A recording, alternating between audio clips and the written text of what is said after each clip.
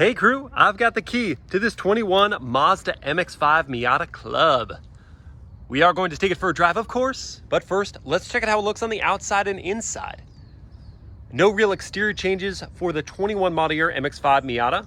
So this being the Club, we've got the front air dam with gloss black piece, gloss black front splitter, LED fog lights, LED daytime running lights on the inside of the headlights. This one is painted in Arctic white, which looks great with the BBS Brembo Recaro Package, a package that tells you exactly what's in it. Yes, you have 17-inch BBS gloss black wheels, red painted Brembo brakes. Brembos are in the front. And then you've got Recaro sport bucket seats. Love that transparency. The black painted side sills are part of the Club package. Look at the dimensions. The miniature dimensions of the MX-5 Club. Nice sculpting on the hood there. The soft top, yes, is not the RF retractable folding hardtop. The soft top stows neatly behind the front seats. They're only front seats. Behind the seats, you've got LED circular taillights back here. Gloss black trunk lip spoiler. Down low, gloss black diffuser extension. And then dual exhaust ports. The shortest walk around known to man. It's not a big car. Let's look inside. We do have keyless entry on these doors. That's what that button's for on the outside to lock it. Opening up. These Recaro sport bucket seats are leather trimmed on the outside with gray piping and gray contrast stitching with suede inserts. They are heated as well, and they've got the Bose sound system integrated in the headrests. Mazda's been doing that for a while in their Miata. On the doors, love the body color matching piece up here, and then leather for the inserts here with that same contrast stitching. One touch down windows, and hopping inside. We've got a leather wrap steering wheel, and it feels fantastic. I was contrasting this with the Porsche Panamera I was just driving, and this leather feels better, no joke. Gray contrast stitching on the inside there. We've got an analog tachometer right in the center, and that will indicate what gear you're in, that little display right there. To the right is an analog speedo, and then to the left is a digital TFT display. Eensy-weensy little infotainment here. It is now a touchscreen, and it has standard Apple CarPlay and Android Auto, but you can use it, control it with this piece down here if you don't want to touch the screen. 6-speed manual gearbox. In this model right here, you can choose an automatic and still get the Club. And you have a physical handbrake. My goodness, what a novelty. And that is the cabin. It is pretty small, not much to go over. You don't get a glove box. You do get the storage bin in here. And look at that, you can fit a big bottle in there. That's all you need. All right, let's go drive it.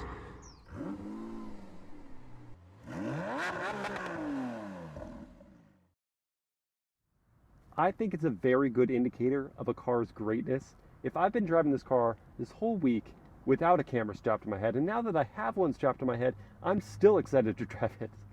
Okay, so clutch in, press the start-stop button. 2-liter 4-cylinder comes to life. Sign away all your rights on the infotainment. Throw on your seatbelts. Pull down the handbrake. Gosh, it feels good. Analog things, so good. To go to reverse, press down on the gear selector, over to left and up. You get a wide angle backup camera as standard, but honestly, with the top down, it's almost just, I feel like you have to look over your shoulder, because this is what little roadster drivers do. Hand up here, look over your shoulder. First gear. And we are going to do a turning radius test, even though it's truly unnecessary, because we know the turning radius of this car is going to be incredibly tight.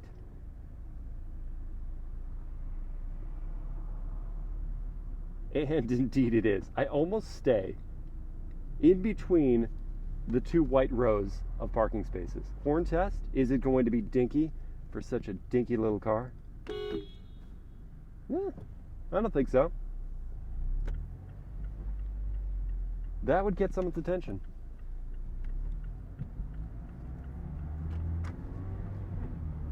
To talk about the engine, we have a 2-liter 4-cylinder, naturally aspirated. It makes 181 horsepower and 151 pound-feet of torque, sending power to just the rear wheels, of course.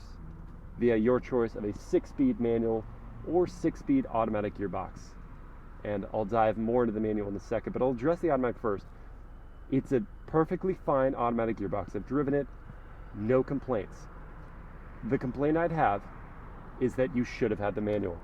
Because in a car like this, where you're already sacrificing some of your practicality, why wouldn't you sacrifice a little more of the convenience to get the more entertaining gearbox, especially when it's a great gearbox like this one? We'll get more into that in a second. Let's talk about the driving position. So it's 6 feet tall and with a fairly long torso. This is as low as I can drop the seat. And yeah, when I sit all the way upright, the camera's mounted a little lower. You know, I'm kind of looking into this crossbar here, but it's not that bad. I think 6-footers and 6'1", maybe even 6'2", could fit in this car without any issues and be perfectly comfortable. And these seats are really nice and supportive, hold you nice into place. And on cold mornings, you do have that 3-stage heating option. So let's go into first gear, and we're gonna get rolling here. He said optimistically. There we go. More on that manual transmission.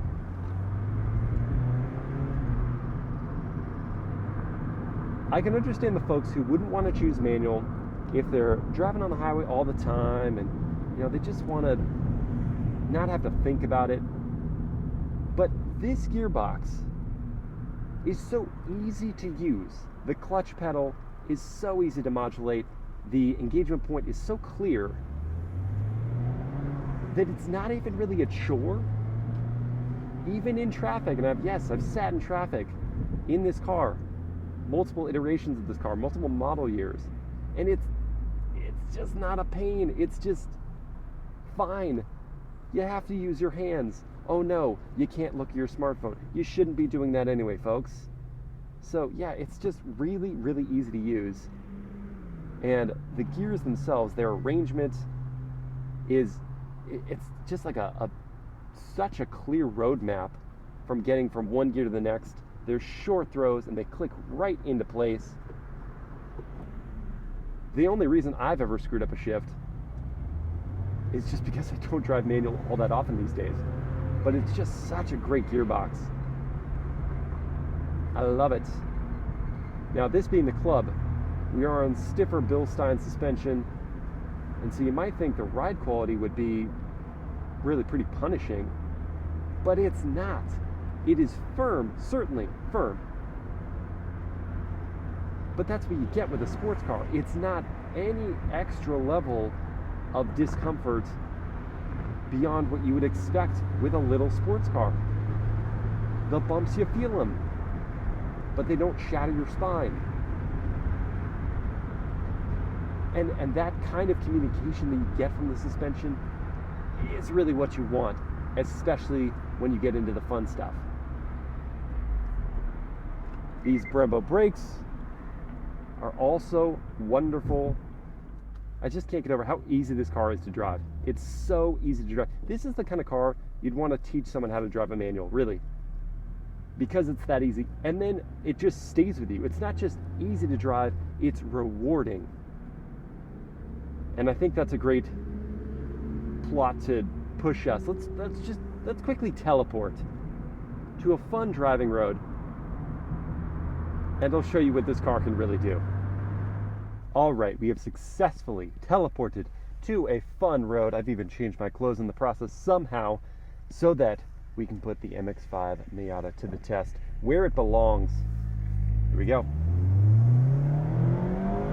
Starting in an uphill, not the best for a car like this. Man, it changes direction so quick.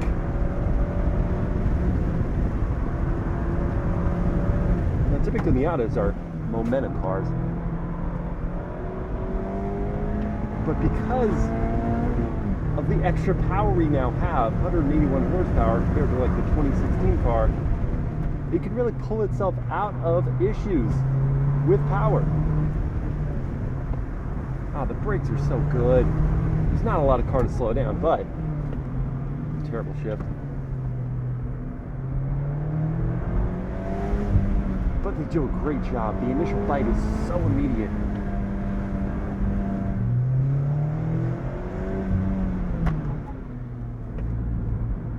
Oh, and the steering is just sweet. Sweet, sweet, sweet. It's such a light rack, but there's so much communication here. It's so willing. It just wants to play with you.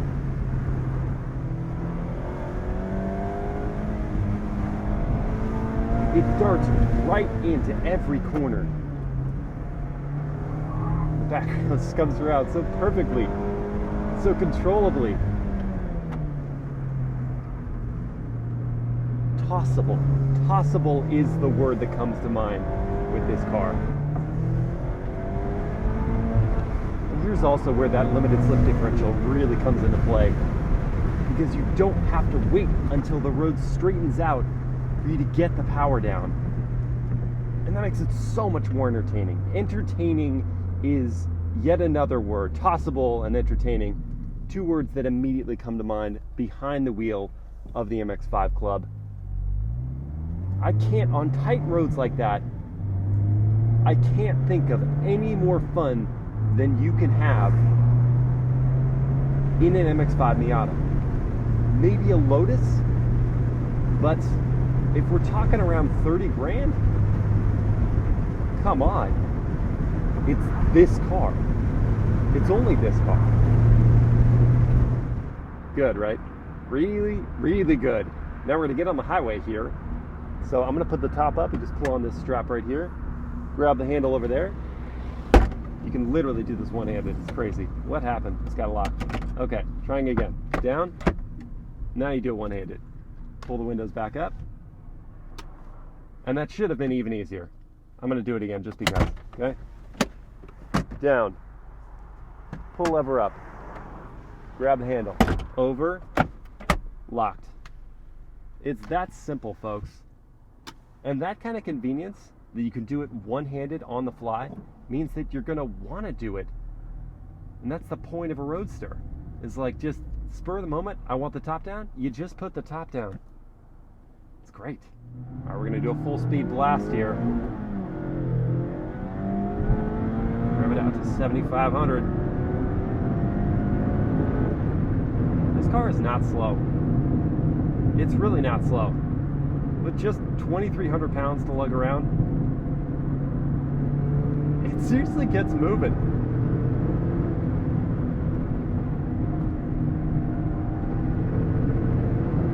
Yeah, it's made for the twisty stuff that I just showed you, but you won't be really wanting for power anywhere.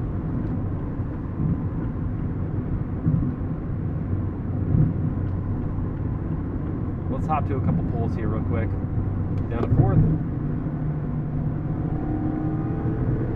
Now peak torque's going to come in at about 4,000 RPM, but peak power doesn't hit until 7,000. Let's go to third. Pull it. Boom. It just hustles. And then when you're done with that, you just want to cruise. Back in sixth, chilling at 3,000 RPM. If you put your foot in it,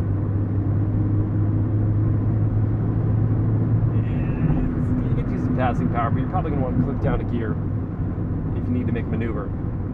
But here, just chilling with the top up. Yeah, it's loud. It's loud. It sounds a little like I'm still completely exposed, like the top is still down. The RF, if you want solitude, is going to be better. It's still going to be louder than a luxury convertible, but this is pretty loud.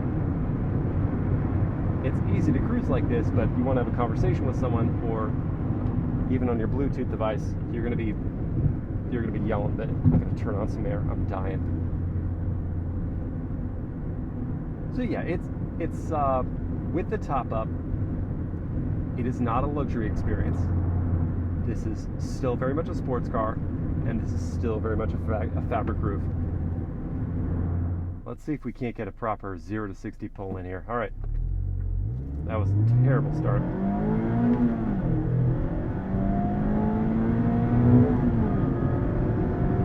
Almost was able to only have one shift there. I was probably like 57 before I needed to shift to third. But I do know that in their independent test, Car Drive was able to hold onto that second gear all the way up to 7,500 RPM and just make it one shift to get to 60. And therefore, they got there in just under 6 seconds. And with just 181 horsepower, that's pretty impressive.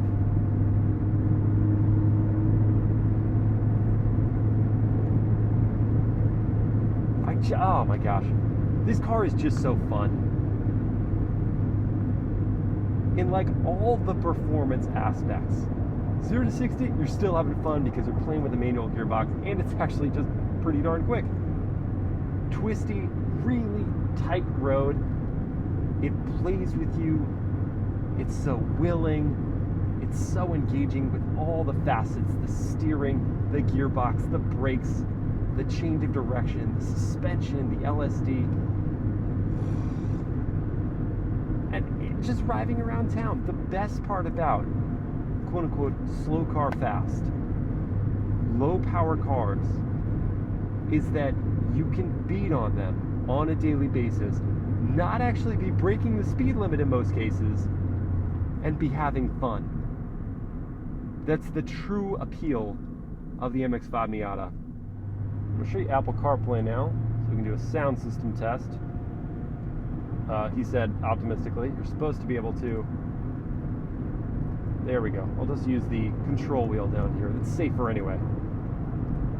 Let's see how this Bose sound system sounds when it's right at your ear level.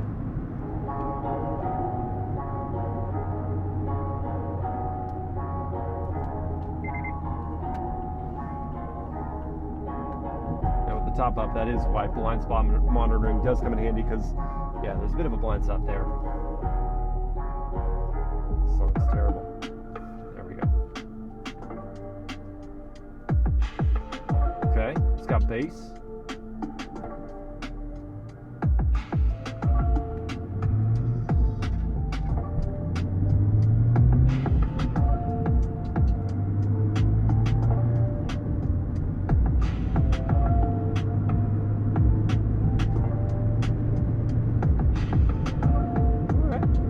Decent sound system. Again, when the speakers are right here at your head, that does help. I'll show you what I mean about just the spontaneous, I want the top down. Bam. No worrying about what speed you're doing. No waiting until you're below 31 miles per hour like other cars. No, you want the top down? You just put it down and start enjoying that sun.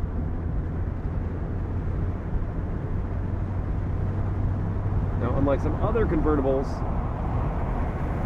you will get some serious wind buffeting in here.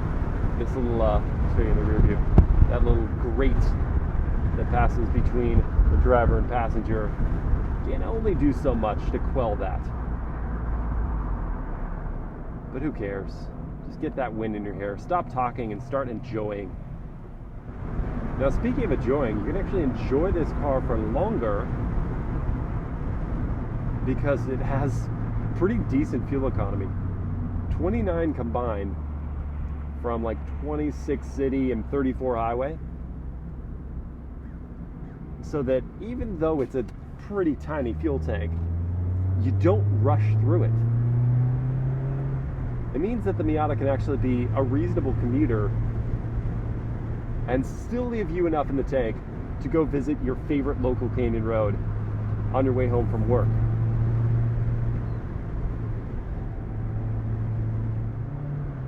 So to put a fork in this MX-5 Miata POV drive impressions, I'll share that I am a Miata owner. I have an NA that's not street legal. It's a dedicated race car, and I forget about it therefore sometimes because I haven't driven it on track in a year and a half now. That's bad. And I previously owned a street legal NA, and I'm kind of itching to own another Miata that is street legal, because after spending more quality time in this ND2, I'm just floored. I'm floored with how much fun you can have on a daily basis for this amount of money. I know it's competing with cars like the Subaru BRZ and the Toyota GR86 and the Fiat 124 Spider, all of which are just really entertaining vehicles, but none of them do it quite as, I hope you're gonna stop, quite as effectively, efficiently,